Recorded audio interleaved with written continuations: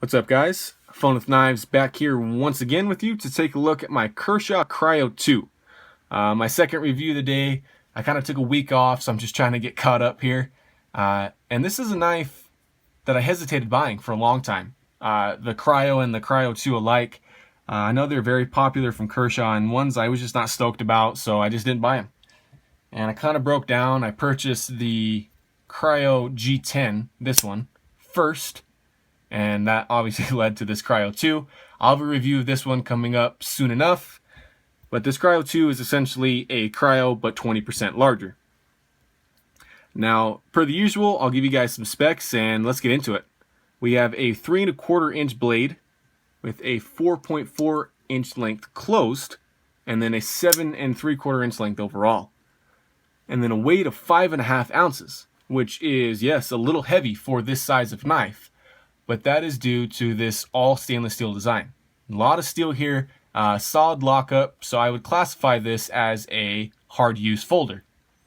So that weight is manageable. I've kind of threw it out the window. I don't really care about it because it carries just fine in my pocket and it feels nice and solid in my hand. So that being said, let's take a look at this blade here. Right in that length, I like 3 to 3.5 for EDC. Mid-hollow grind on this classic drop point. Just a blade shape I've raved about in the past. Just the best combination in my mind of, qualities that you look for in a blade for piercing and cutting and slicing and all those different actions. The drop point covers them all fairly well.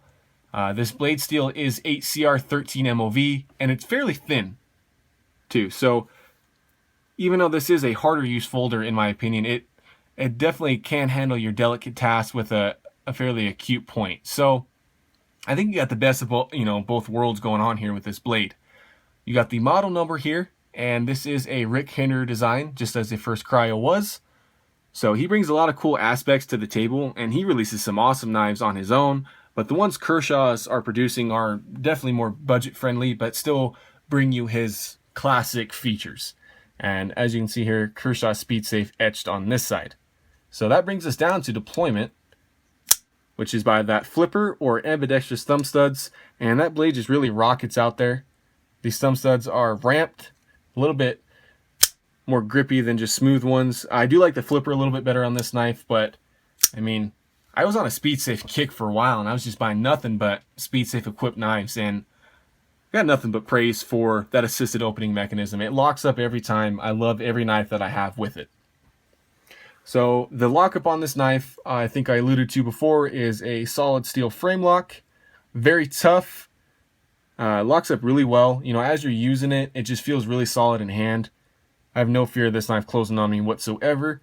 And then we have Rick Hinderer's lock bar stabilizer here. This metal disc prevents you from making that lock bar over travel, which is a really user-friendly feature because a lot of the time, you don't realize how far you're pushing it over, and if you make it over travel too much, your knife essentially becomes useless because that lock will never be the same or as reliable as it was before. So this whole knife is, I forgot to mention, it's got that titanium carbonitride coating. And it's that matte gray, kind of that battleship gray, really cool coating. I didn't have a knife with it yet, so I opted out of the black wash version of the Cryo 2, went with the original. I'm really happy I did. It's held up well. You can see there's a little bit of wear here, but not much. And I've used this knife quite a bit, so I'm pretty impressed with that coating. That brings us down to this handle, which is smooth. And there's no texturing in the steel whatsoever, but it is open construction, just some standoffs here. Very easy to clean and maintain, and it is very slim. I love thinner knives for EDC because they're so much easier to carry. You really don't have to think about what kind of clothing you're going to wear that day, if you have a thinner knife. So the Cryo 2 is definitely that. I love the thinness. And this pocket clip is also one of my favorites. That simple loop over, really thin, simple, and just awesome pocket knife. And it's 4-way repositionable. So just another win of the Cryo 2. It does carry a little deeper, actually a lot deeper than the tip up carry, which is right here. And I got a little bit sticking out of my pocket, but if you guys do like to carry your knives tipped down, you're going to have a very deep carry. So that pocket clip is just phenomenal.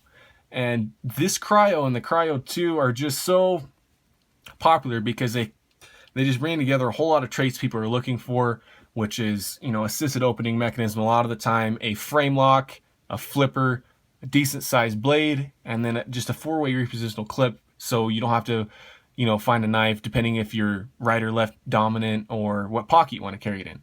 So this cryo gets a lot of things right, and that's why it's going to get a rating of 8.5 out of 10 for me. Because I've recommended this knife to a ton of people, and I'm going to recommend it to you guys if you're looking for a harder use folder that's on a budget, because this thing costs around 38 bucks. I wouldn't pay, over 42, 43 for it.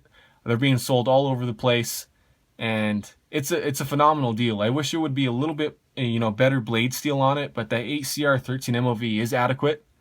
And you get a lot for your money. You get Rick Hinderer's classic designs going on, and just a very user-friendly, and you call it a beater knife if you want, because this will handle the abuse. So if you're tired of the $10 gas station knives and the Walmart knives, I suggest you pick yourself up a Cryo or this Cryo II if you want something a little larger that feels a little bit better in hand. Now, I do have a couple negatives with this knife and the original Cryo. The blade centering is off on both of them. I Loctited this Cryo II, and as you can see, it's moved over just a tiny bit. My original Cryo, it should be around dead center. But I would definitely suggest if you guys get a Cryo, Loctite it immediately, because it will work itself out. And one other minor thing is the jimping. It is a little bit too soft and a little bit too widespread for my taste, because you don't really get any traction here.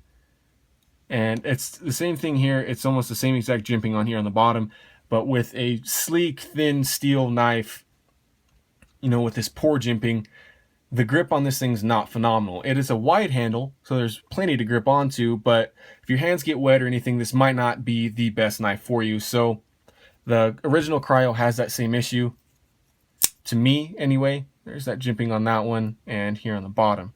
So not my favorite feature of the knife, but this knife, it will definitely get a recommendation from me. So as always, guys, thanks for watching. I will be posting more knife reviews weekly.